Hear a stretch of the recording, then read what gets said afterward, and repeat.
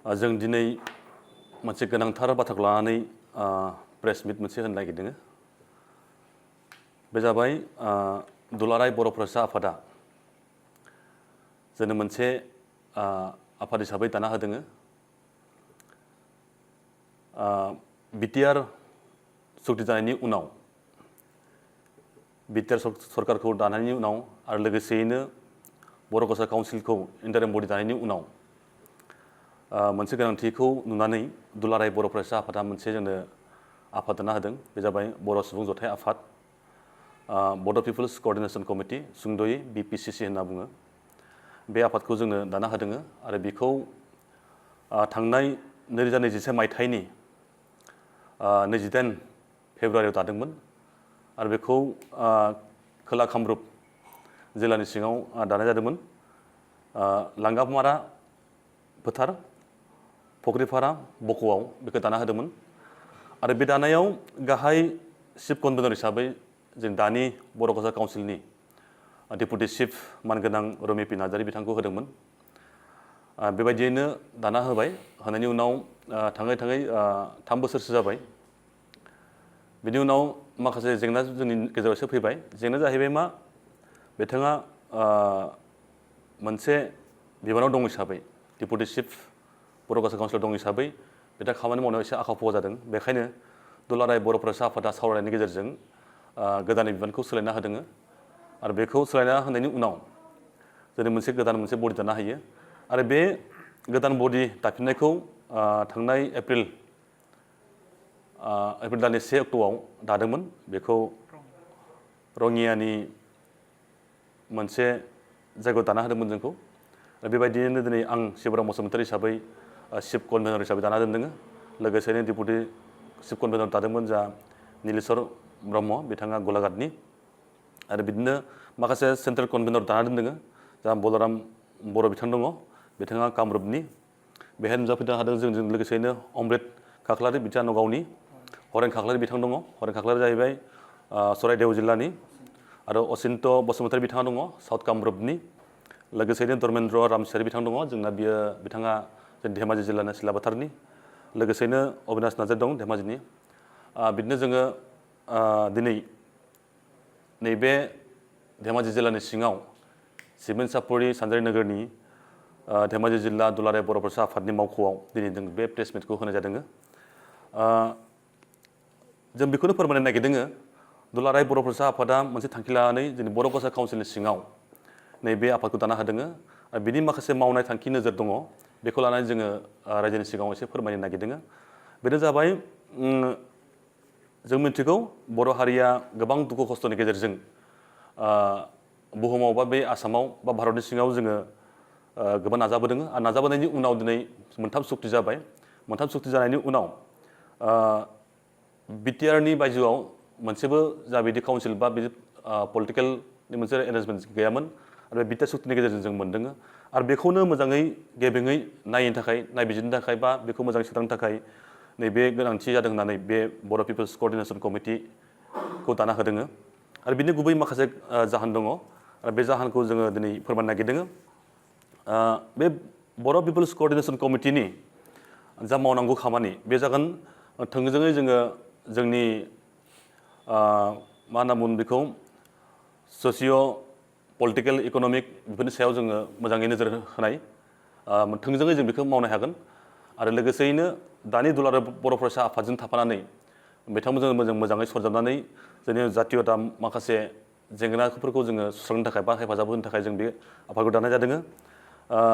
बिदि मोनसे खामानिखौ मावनो थाखाय जोंखौ बिथोन होदों दुलाराय बर' फरायसा आफादा। बेखौनो दिनै जोङो रायजोफोरनि सिगाङाव फोरमायनो नागिरदों। दिनै जोंहा गोबां मावनांगौ हाबाफारिबो दंबावो। दिनै बर' कसार काउन्सिलखौ दानायनि उनाव दिनै मोनसे इन्टारिम बडि दादों। दा बे इन्टारिम बडि जोङो जोंनि जिथु मोननांगौ, जिबायदि जों मोननांगौ बा जिबायदि जोङो पलिटिकेलि जिबायदि जोङो डेभेलप जानांगौ, बेखौ नोजोर होनानै जों खामानि मावनायनि मोनसे थांखिखौ लादों। बेहाय सोरनिबा खुनु एगेन्स्टनि खोथा गैया, जों बर' हारिनि खोथाखौ जों बुंनो नागिरदों।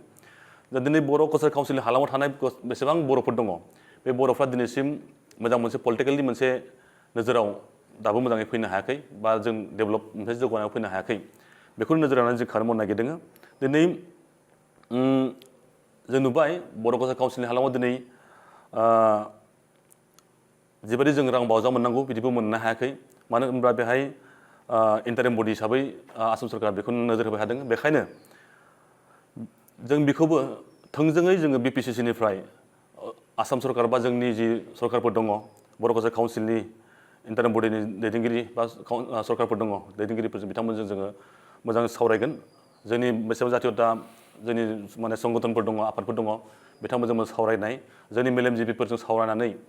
जों बे खामानिखौ जों मावनो नागिरदों बा हेफाजाब जों होलायनो नागिरदों बेहाय जेबो आलादा गुबुन सिन्था खालामनांगौ खोथा गैया दा बेयाव जोंनि बर'फोरनि राजखान्थियारि जिथु जों नुजाबोदों सावगारि बेफोरखौ जों खोब नोजोर होनांगौ दङ दिनै जों नुबाय जोंनि बर' कसार काउन्सिल हालामनि सिङाव बर' ओनसोलफोरावखौ जों नायोबा जों नुबाय जे दासिम मोजाङै मोनसे थासारियाव गैया मोजां जौगानाय मोनसे लामा दालांनि गोबां खोथा दाबो प्रब्लेम दङ आरो बिदिनो दिनै बर' कसार काउन्सिला थाबैनो बेनि सायाव नोजोर होनो थाखाय बिफानफोरखौ जों हेफाजाब होनो हायो नामा लोगोसेयै बर' कसार काउन्सिलखौ थाबैनो जोङो बिसायख'थि खुंहोनो हायो नामा बेखौबो जोङो नोजोर होनाय जागोन आरो दिनै जों मिथिदों जे बर' कसार काउन्सिलनि सिङाव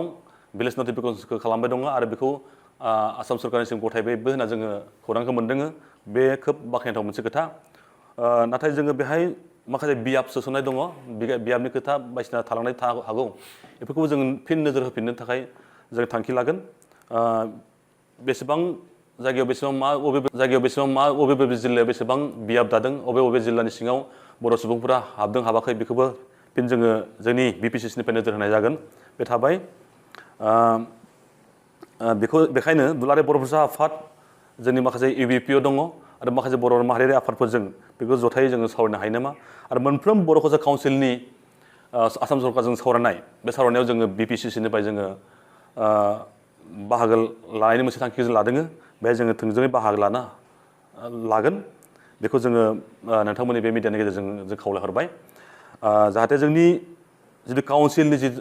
मोजां मोनसे परिबेक बे जागायनायनिफ्रायनो जाहाथे मोजां जायो जाहाथे बे परिबेकखौ जों लानानै जोंनि बर' कसार काउन्सिल हालामनि सिङाव थानाय बर'फोरनि जौगानायखौ जों बोरै लांनो हायो बेखौ जों मोजां नोजोर होनानै थांनो हायो आरो जों मिथिगौ जों मानि थाखाय दिनै आसाम सरकार बा भारत सरकारजों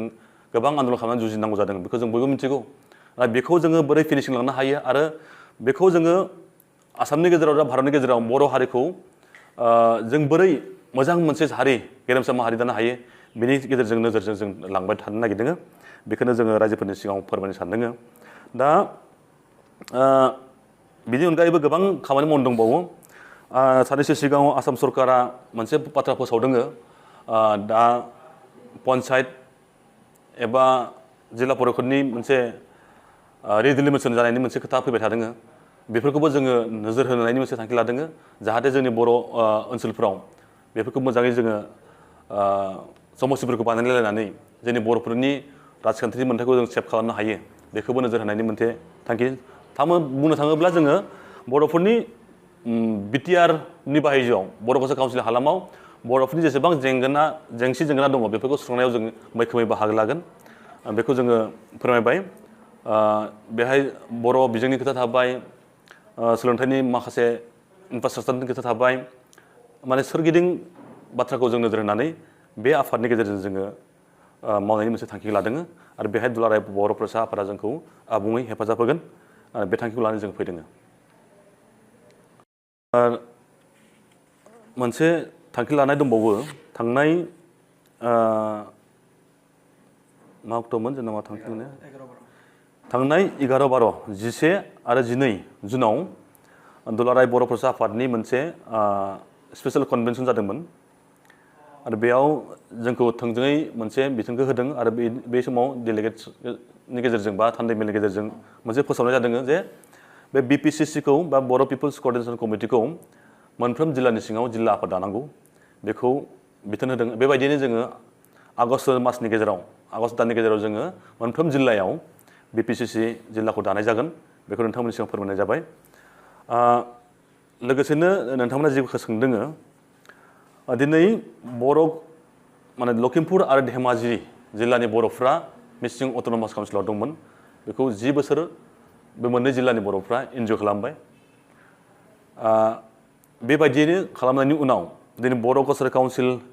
जानायनि उनाव मिसिंफोरनि माखासे जातीय संगठन लोगोसेयैनो मिसिं अट'नमास काउन्सिलनि चिफ आरो बिथांमोननि एक्जिकिउटिभ मेम्बार लोगोसे बिथांमोननि बेसेबां लिडारफोर दङ बिथांमोनजों सावरायनाय जायो सावरायनायनि उनाव बिथांमोना जोंखौ आबुङैनो मिसिं अट'नमास काउन्सिलनिफ्राय जोंखौ सावरायनायनि गेजेरजों मोजाङै जोंखौ एंगारना होनाय बे जाफैबाय आरो बेबायदिनो जोङो एबार मिसिं अट'नमास काउन्सिलखौ दोनथ'नानै जों बर' कालचार काउन्सिलाव जेब्ला इलेक्सन जायो बेहाय जोङो आबुङै थानो मोननायनि मोनसे थांखिखौ जोङो दिनै मोनदों आरो बेबायदिनो जोंनि दैदेनगिरिफ्रा खामानि मावगासिनो दङ आरो बेयाव जा मोननै जिल्ला दङ जेरै साउथ कामरुप आरो गवालपारा बे मोननै जिल्लाया राभा हासंनि सिङाव दङ आरो बेखौ लानानै गोबां सावरायनाय जादों बर' दुलाराय बर' फरायसा आफाद ABPO लोगोसे दानि बर' काउन्सिलनि चिफजों लोगोसे बिथांमोननि गासै टीमजों सावरायदों आरो लोगोसेयैनो आसाम सरकारनि मानगोनां डक्टर हेमन्त बिश्व शर्मा बिथांजों लोगोसेयैनो दानि जोंनि आसाम आयेन आफादनि बुंथिगिरि बिश्वजित दैमारि बिथांमोनजों गासिबो सावरायनाय जादों बेखौ लानानै गोबां सावरायनाय जादों अब्लाबो दिनैसिम बे थांखिया मोजाङै जाफुंजायाखै सावरायबाय थानाय जादों जोंनो फोरमायनाय बायदिब्ला बे मोननै जिल्लाया आबुङैनो नैबे बर' कालचार काउन्सिलाव थानायनि खोथाखौ बुंबाय थादों कारना जाहैबाय मा जों बर' हिसाबै जुदि मोनफ्रोम काउन्सिलाव बोफ्लेर जाबाय थायोब्ला जोंनि बर'फोरनि फिउचारा बोरैबा गाज्रि जानो हागौ नामा बेबो मोनसे सानथावना जादों बेखौ लानानै खोब दुलाराय बर' फरायसा आफाद ABPO दानि दिनै BTR सरकार बर' कालचार काउन्सिल सरकार आरो आसाम सरकार बेजों गेबेङै सावरायनायनि गेजेरजों थाबैनो बेखौ मावफुंजोबनो हानांगौ बेखौ जोङो नैबे नोंथांमोननि बे रादाबनि गेजेरजों फोरमायदों जाहाथे बेखौ जों डिले खालामा रावबो बेखौ जों थाबनो जाफुंहोयो आरो बिनि उनाव बेहाय सनितपुर आरो बिश्वनाथनि मोननै जिल्ला थाबाय बे मोननै जिल्लानि जाय बिथांमोना BTRआव हाबगोन आरो BTRनि बाहेरनि बर'फोरखौ थाबैनो बर' कालचार काउन्सिलाव सोनानै बेखौ मोजां थाबैनो बिसायख'थि खालामनांगौ आरो बिसायख'थि जेब्ला जागोन अब्लासो जोंनि बर' कालचार काउन्सिल हालामनि बर'फोरनि जि माने गांनाय उखैनाय डेभेलपमेन्ट सिन्थाधाराफोरखौ जों थाबैनो मावफुंनो हागोन बेखायनो बेखौ थाबैनो जाहाथे जाफुंजोबनो हायो आरो बेखौ दुलाराय बर' फरायसा आफादा स्पेसियेल कनभेनसनाव थांखि लानाय जादों BTR सुक्तिनि बेसेबां दफाफोर दङ बे दफाफोरखौ 6 दाननि गेजेराव मावफुंजोबनांगौ बेनि थाखाय आसाम सरकार भारत सरकार आरो जोंनि सरकारफोरखौ गासैखौबो दाबि दैखांदों आरो बेबायदिनो दुलाराय बर' फरायसा आफादा मावगोन आरो बेखौबो जोंबो BPCC जानानै जोङो हानायखिनिखौ जोङो हेफाजाब होगोन आरो नारसिनगोन बे जोंनि मोनसे थांखि बर' पिपल्स क'अर्डिनेशन कमिटियाव जोङो जोंनि दुलाराय बर' फरायसा आफादनि मिरुआनो जा जिल्लायानो जा बा दखरायानो जा बे बारग'नाय सुबुंफोरखौ जों बेहाय बिबान होनाय जागोन मानो होनब्ला बर' फरायसा आफादाव थानायनि उनाव माखासे जोंनि दैदेनगिरिफ्रा मोनसे लामा आन्दायनाय बायदि जायो सोरबा सासेयानो साख्रि मावबाय सोरबा फालांगि मावबाय नाथाय माखासे मानसिफ्रा गोबां माने लामा आन्दायहैयो जायनि जाहोनाव बे मानसिया बिराद गिदिर मोनसे गावनि मोनसे माबायाव भुगिना थानांगौ जायो आरो बिहा खोब गोसो दङ जाथिनि मोनसे खामानि मावनो हारिनि मोनसे मावनो नाथाय मोनसे स्कप मोना जायो बेखायनो बेफोरबायदि मानसिखौ जोङो नैबे बर' सुबुं जथाय आफादाव जोङो सोसननाय जागोन मिरुआवनो जा बा जिल्लायावनो जा बे मिरु आरो जिल्ला जों बेहाय दानाय जागोन आरो बेनि अनगायैबो जाय सुबुंफोरा माने समाजखौ सिबिनो लुबैयो मोजां सुबुं माने जोंनि गेजेराव सुबुंफोरखौ अनसायो बा हमना सोरबा थुनलाइ आफादाव थानानै सोरबा बारग'नाय दङ खामानि मावनो लुबैयो बा बिदिनो गुबुन गुबुन आफादाव थानानै मोजां समाज सिबिनो लुबैयो दा बैफोर मानसिखौबो जोङो हेल्प लाबोनो हायो नाथाय बियो थोंजोङै दुलाराय बर' फरायसा आफादनि बोसोन बायदि थागोन बिथांमोननि खान्थि बायदिनो थागोन नाथाय जों बे माखासे बाथ्राखौ जों लानानै एसे एनैखौ जोङो नोजोर होनानै जायगाखौ नोजोर होनानै बा माखासे थांखि नोजोर होनानै जोङो माखासे खामानि मावगोन बेफोरबायदि मोनसे जागोन बेखायनो जोङो खावलायगोन जाय बिथांमोना समाजखौ सिबिनो लुबैदों समाजनि जौगानायखौ मावनो लुबैदों बा थांखिखौ दङ बिथांमोना फैनानै गेबेङैनो नैबे बर' पिपल्स क'अर्डिनेशन कमिटियाव जिल्ला आफादाव फैनानै बिबान लानो हायो आरो बिबान लानायनि उनाव नोंथाङा समाजखौ मोजां दैदेननो हायो बेफोरखौ जों लुबैगोन आरो बेहाय जों गोबां जोंनि मेलेमजिबिफोर दङ हमना ला जों सोरबा लेक्सारार दङ प्रफेसार दङ सोरबा धोरोम सिबिग्रा दङ सोरबा बिदिनो मोजां आबादारि दङ बा जोंनि माखासे मोजां मेलेमजिबिफोर बिथांमोनखौबो लानानै जोङो बे आफादनि गेजेरजों जोङो थांनाय जागोन आरो ट्राइबेल बेलेन्स ब्लकनि सायावथ' जों नोजोर होखानांगोन जोङो दुलाराय बड'सा आफादाबो नोजोर होदों बा जोंनि माखासे माहारियारि आफादफ्राबो नोजोर होदों नाथाय नोजोर होब्लाबो माखासे पलिटिकेलनि माखासे माबा थायो जियानो जा पलिटिकेलाथ' पलिटिकेलानोसै बेनि गेजेराव जोंनि जिथु मोन्थाय ट्राइबेल बेलेन्स ब्लकनि खोथाखौ जोङो मोजाङै नोजोर होगोन आरो बेहाय बेनि नेमखान्थिया माबायदि आयेनगत हिसाबै बेखौ जों नोजोर लानानै बेखौ जों खामानि मावगोन बेखौ जोङो नोंथांमोननो खोथा होदों बे जोंनि बेखायनो जों बुंदों बेफोर खामानि मावनायाव जोंनो गासिबो बोसोन होनांगोन जोंनो जाहाथे जों बर' समाजखौ मोजां दैदेननोब्ला जोङो बयनिफ्रायबो मोनसे बोसोनखौ नांगोन बेबायदि जों थांगोन आरो जायखिजाया बर'नि मोजांनि थाखाय जों खामानि मावगोन जोंनि जेंनाफोरखौ जों सुस्रांनो थाखाय जों बिनि गेजेरजों खामानि मावगोन आसा फारियो जोंनि बर' माहारियारि आफादफोर लोगोसे जोंनि बर' सुबुंफोरा जोंनि बे बर' सुबुं जथाय आफादखौ बा बर' पिपल्स क'अर्डिनेशन कमिटि बेखौ मोजाङै गनायनानै लायो आरो बेहाय रावबो जेबो नेगेटिभ माइन्ड साननो नाङा बेखायनो बयनिबो रायजो राजानि जोंनि सहायखौ जों लुबैदों नोंथांमोना जोंखौ सहाय हो बर' समाजनि थाखाय जोंनि अरायसम बर' हारिनि थाखाय जों मोजां खामानि मावनायाव बयबो रायजो राजानि जोङो हेफाजाबखौ लुबैदों नोंथांमोननि बेखायनो नोंथांमोना जोंखौ नैबे हाबाफारियाव मोजां मदद होगोन बेखौ जों मिजिंथिदों आरो जोंनि गासै माहारियारि आफाद जेखि बिथिङाव थायाथों मानो जोंखौ हेफाजाब होगोनखौ जों मिजिंथिदों फैबाय थानाय समाव जाहाथे जोंनि बर' समाजखौ जों मोजां नोजोर होनो हायो जौगाहोनो हायो बुहुमाव जों गेरेमसा मावनो हायो बेखौ आसा मिजिंथिबाय